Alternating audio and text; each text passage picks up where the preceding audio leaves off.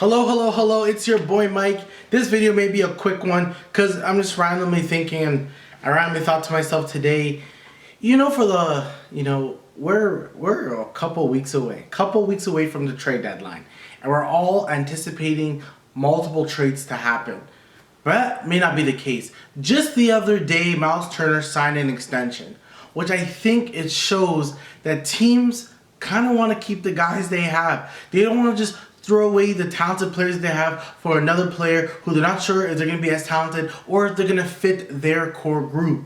Where Myles Turner fit the core group of Haliburton, Buddy Hield, Mathurin. Like, he fit that group and they want to keep him because it's hard to have a big like Myles Turner on your team. So when you have him, especially when he's this young, you can kind of keep him. He's not demanding for the ball a lot. He's not saying I need to score 20, 25 points a game. He likes his role. He's comfortable with his role. He's comfortable with the team. And he's under 25, so why not keep him? Which is why I'm honestly believing that this trade deadline may be super dead and may disappoint a lot of people. Because when we're not expecting trades, then we get a bunch of trades. And when we are expecting everything to happen, a whole breakdown, Chicago to go full tank, or Toronto to go full tank, for Charlotte to sell out, it's not going to happen. Some teams actually do like their players. Some teams actually really do. And what makes it even harder and what has changed the landscape, and this is exactly what it was for, to prevent this. The play-in tournament. JJ Redick said a couple weeks ago that a lot of teams should be going the tank route. A lot of teams should be thinking of tanking. But they're not. They're not thinking of tanking because they feel like they're so close. A team like the Toronto Raptors feel like they're only a couple games away from the 8th seed.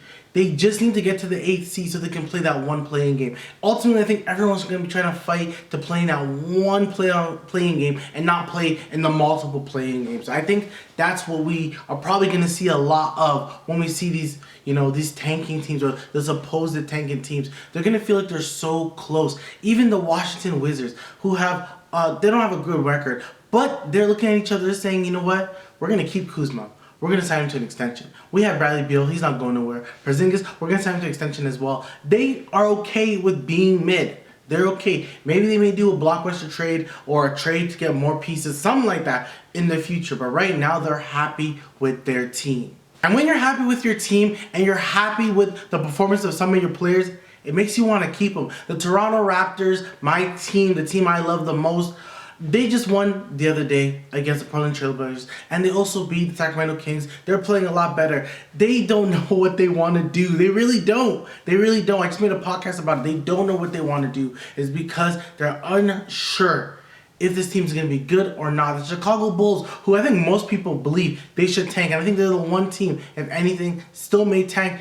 You know what? They may just be happy making it to the play-in. They may just be happy having an extra game because they had a few years, especially after Derrick Rose left or Moore got hurt. They were nothing. They were not a team that you can watch. They're not a team that you were anticipating to be good. But now they actually have some talent. They have DeMar, they have Zach, they have Vucevic, they have Patrick. They have players, but it's kind of like, I don't know. They're not good enough to be the number one team. They're not Boston good. They're not Milwaukee good. They're not Philly good. So you know they're not going to be there, but maybe they are just going to be happy with being where they are now. And it's not like in the Western Conference is any different. Look at the Western Conference right now. You have the LA Clippers, who right now I think are a top 6 team, where just the other week they were like honestly, I think they're in the play-in tournament. Like, they have been up and down because it all depends if Kawhi and Paul George are playing. And we don't know if they're going to be playing a lot or not. Like, you don't know what's going to happen. Look at Sacramento Kings being 3rd. Look at the New Orleans Pelicans. They were, really good. They were a top 3 team. Now they've lost a bunch of games because they don't have Zion. They don't have B.I. Like, that team isn't that great anymore because they don't have the 2 best player, which makes sense. Look at Dallas. They're almost a mid-team. Phoenix, mid-team. All these teams are borderline mid. The Golden State Warriors, they just went over 500. They just went over 500. So how good is the Golden State Warriors? We all believe they're a championship winning team. We all believe that they're a good team. I still think, they have a lot of chances out of anyone in the West. It doesn't matter their record. The Warriors are probably still the favorites. They're like the 8th seed, and they happen to be the favorites. The only team that's really standing out in the whole conference in the Western Conference is the Denver Nuggets. So if out of any team, you know Denver's not going to do much. They're not going to do much. And the Clippers aren't going to do much because they already are so deep. They may try to get another guard. They're looking for a Fred or for maybe a terrorist. They're trying to get another guard on the team. But I don't see that happening either because you have to give up so much talent. The Lakers are trying to potentially give up Russell Westbrook, but he's been playing okay, so you don't want to give him up. So what you going to do? Yes, you got a small deal and again, Rui Hachimura, but like, what's going to come of it? They're not sure what's going to come of it. Honestly, the Western Conference is so mid overall. Another team's not going to want to trade their good players for some mid player on another mid team for us to be in the same boat. There's not a guy that's out there who's going to take a lot of teams over the top. Yes, like I said, there's teams like Chicago, there's teams like Toronto, even like some of what Charlotte has that have good players that can help a championship organization, that can help a team go and win a title. There's a lot of players like that, but those teams within themselves are a little bit confused of what they want to do. And the confusion is why the trade deadline may be very mid. However the trade deadline is, it's going to be what it is. It's going to be kind of fun to watch, to see what teams do. I'm hoping there's some trades because sometimes trades are fun. The only thing I don't like about it is kind of what Damian Lillard said back in the day. When you trade a player, then the whole family gets traded. It's kind of like, it just kind of hurts and it sucks for the family. So I do feel that and understand that completely. But all in all, you know, I would like to see some trades, but I don't expect a lot. All these teams believe in themselves.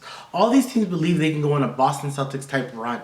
Some, for them, it's true. Some of them, it's not true at all. And some of them feel like they're just that one piece, that one bench guy away, that one starting guard away. But every team feels that way because every team believes in the play-in tournament. And every team believes that they can shock the system. Every team believes that they'll be the 8th seed and be the number 1 seed. Because honestly, there's some differences in some conferences. The number 1 seed isn't that different from the 8th. The Western Conference is not that big of a difference from 1st to 8th, especially if the 8th happens to be the Warriors. So that's my spiel. Make sure you like and subscribe, comment below, and I'll talk to you again. Peace.